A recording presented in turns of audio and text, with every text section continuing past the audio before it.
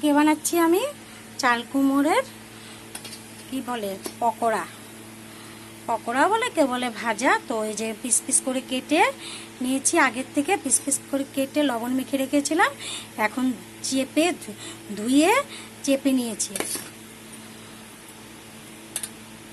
ভালো করে ধুয়ে হাত দিয়ে চেপে চেপে নিয়েছি। আর এখানে নিয়েছি চালের গুঁড়া, হলুদ, আর দিয়ে দিলাম লবণ, কিছুটা পরিমাণ লবণ, কিছু দেবো না, এখানে লবণ মাখা আছে, আগের থেকে মেখে রেখেছিলাম।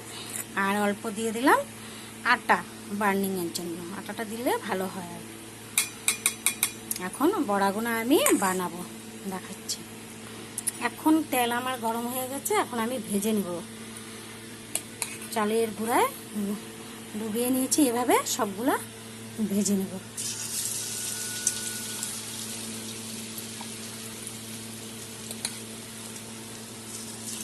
দিয়ে দিলাম, এইভাবে করে সবগুলো আমি ভেজে নেব একটা একটা করে। দিয়ে দিলাম।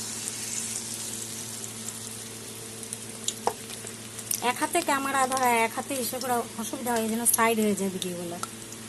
তোমরা একটু কষ্ট করে দেখো, হ্যাঁ, কষ্ট করে দেখো।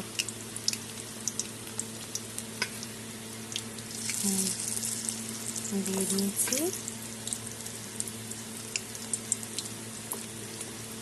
এখন আরেক পিস দেবো।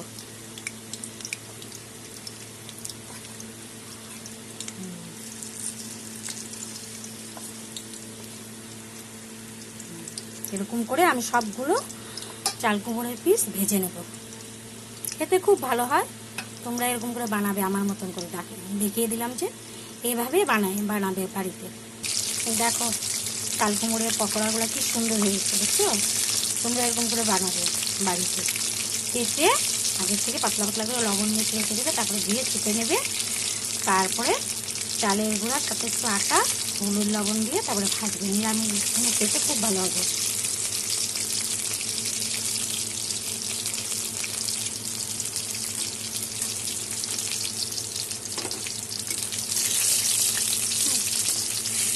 সুন্দর। হয়তো পেঁয়াজ লঙ্কা কিছু দেওয়া হয় না, না তো নিরামিষের দিনে খেতে পারবে, খুব ভালো লাগে খেতে, আর ক্রাঞ্চিও হয়। ঠিক আছে, খুব সুন্দর হয়েছে আমার বড়াগুলা। এরকম করে আমি সবগুলা ভেজে নেব, সবগুলা বড়া আমরা ভেজে নেব।